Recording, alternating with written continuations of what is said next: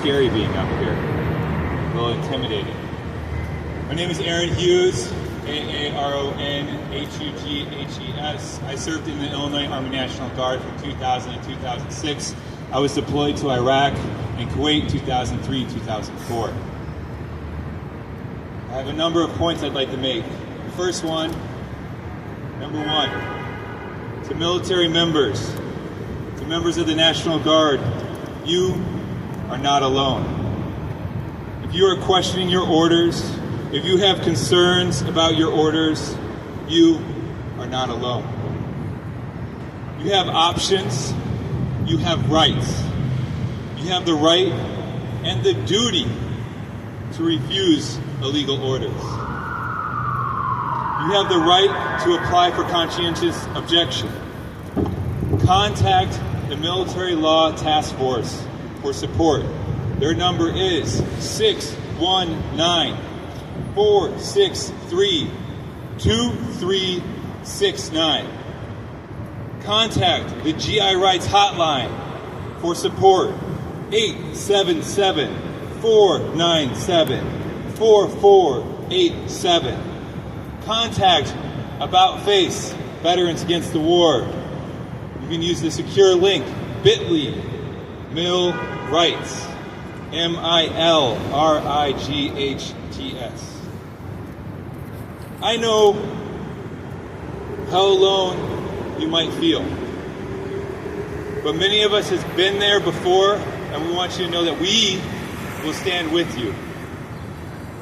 2, last week, Governor Pritzker said the deployment of troops to Chicago was illegal and unconstitutional. Just recently, as today, the courts ruled that the deployment of troops in LA was illegal, violated federal law. This has ramifications for service members, for the people actually in uniform on the ground. I feel like we have forgotten about them in this back and forth spectacle. And this is about reminding us about them. According to the UCMJ, you have a duty to refuse illegal orders. That is the Uniform Code of Military Justice. It is important to note that just following orders is not a defense. That is not a defense, and service members should know that. We haven't been telling them that, and we haven't been showing up to support them. With Pritzker's legal assertion and the court's assertion, where does that leave service members? It leaves them with the obligation and the right to refuse. I was so dismayed with Governor Newsom. He said, these orders to deploy my troops is illegal, and he sued the Trump administration. But he didn't countermand the order. He didn't say, for you on the ground, if you know this is illegal, I will support you if you do not comply with those illegal orders. We have to do better here in Illinois. Governor Pritzker has to do better. He has to show up for these National Guard members. They cannot be left alone. We as a community need to let them know that they are not alone, that we will stand with them in doing and exercising their rights and refusing these illegal, immoral, unjust orders.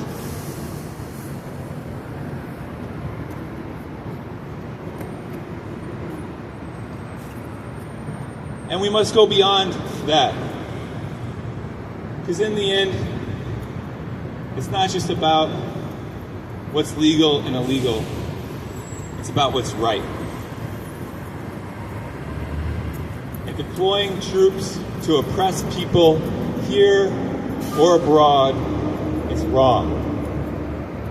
And we have an obligation to stand up and support those service members that know that speak out about that, and resist. And that's what we're calling on our fellow Chicagoans, our community members in Illinois to do, is support the spectrum of resistance. support service members standing up and speaking their truth.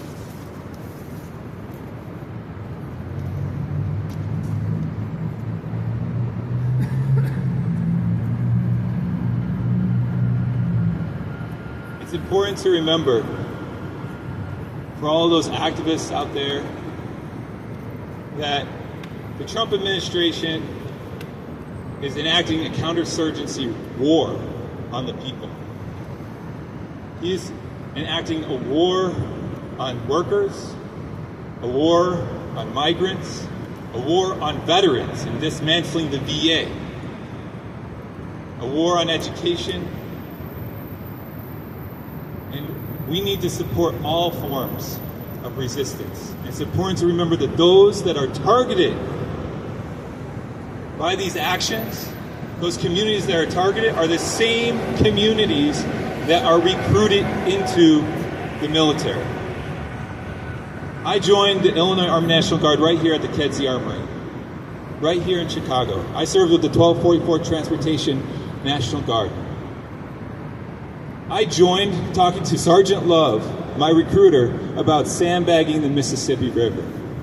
That was in 2000. The floods had just happened in the 90s, and I wanted to serve. Instead of sandbagging the Mississippi River, I was deployed to Kuwait and Iraq. In a war that was based on lies. In a war that you can't find anyone that will say it was a legal and righteous effort at this point. But I still live with the ramifications of that deployment. And so do the other service members that were deployed.